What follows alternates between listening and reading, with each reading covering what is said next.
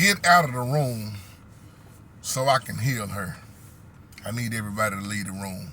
Welcome back, family, for another little real talk. I pray everybody's still doing well. Sister Nisi, 1111. Video responds back to you. I know that title seems kind of weird, but I'm actually referring to in the book of Acts, chapter 9. Once you get through reading about Saul being converted over to Paul with the Damascus Road experience, you start reading about Peter healing. And the reason why I want to respond back in this way, because a lot of times some people don't understand that when it comes to laying hands and healing, it's not for everybody to see. It's not for everybody to see. And I know you see a lot of things out in the public. Of course, things was done in the public and things was done in the private in the Bible, privately. And the other day we talked about the man who had a demon-possessed child. That boy been demonic since he was a child. And that man asked the disciples to cast the demon out and they couldn't do it. And that man said, I believe, but help my unbelief. He had a lack of faith. So did the disciples, if you really catch that story. And there are so many times in the Bible you'll read about miracles and healings. But like you said, why would the disciples wasn't able to do it? And you wonder why Christ would say, oh, ye of little faith. So my point is, certain situations are different. Laying hands, and you got to be careful who's laying hands on you. If you read the passage closely in Acts chapter 9, get around verses, I'm going to say 38 through 40, Peter asked everybody to leave the room. The widows, they was in there crying and weeping. Peter said, get out of the room. Everybody leave the room. And it's very important to understand that, because the Holy Spirit, through Peter, didn't need nobody else around. And I know they was feeling sad because that woman, Tabitha, had became very ill. Tabitha became very ill. And Peter, in this chapter, was you read where Peter was, he healed a man, that was sick for 8 years, paralyzed for 8 years. He was in the healing process through the Holy Spirit, healing through Peter.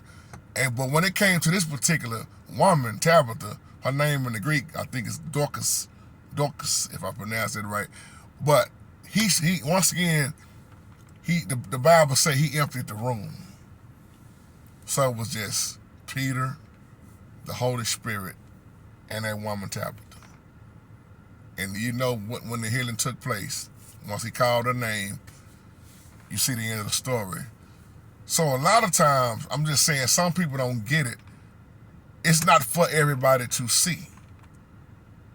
And once again, you better be very careful who's laying hands on you, who's praying over you, who's preaching to you. And you need that spiritual discernment. There's so many false prophets out here, man. That's why you can recognize these false prophets with these schemes and these fake miracles that's been going on for years. It reminds me of an old episode of Good Times when the crooked fake prosperity preacher was on there. Had the fake man in the wheelchair, and JJ, he was ready to play a part of it, man. He saw the healings and the money, and he got fascinated off that. Ain't no different than what we see now. All these people talking about prayers in the prayer handkerchief. Ain't no power with no handkerchief. The power was the Holy Spirit, have always been the Holy Spirit. Yeah, you can anoint people, but really what's doing the healing is the Holy Spirit. So some situations are different, and you got to realize when the Holy Spirit chooses that person to do it in the way that the Holy Spirit say do it, it really ain't up for discussions. Even though people might say, well, why did Peter ask everybody to leave the room? Why Peter just to let some people stay around in the room? Oh, why this, why that, why that? The Holy Spirit shows the individual what to do, how to do, and when to do it. And Peter was very successful with that. See, you can try to approach some of these sicknesses and healings and demons, messing with these demons, and these demons will wear you out left and right. So I just wanted to come back and respond with that. Leave the room.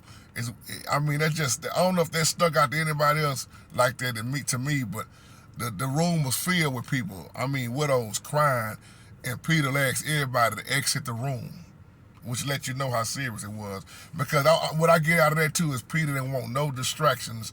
Even though they was weeping and crying, Peter didn't want no distractions, so he can focus definitely on the Holy Spirit and only the Holy Spirit, because he was in tune with the Holy Spirit. That same Peter, imperfect Peter, yes, I'm talking about that's the same Peter that preached on the day of the Pentecost and 3,000 souls got saved and baptized. That same Peter that denied him 3 times. But look at him, the power of the Holy Spirit. I'll leave on that. Shalom.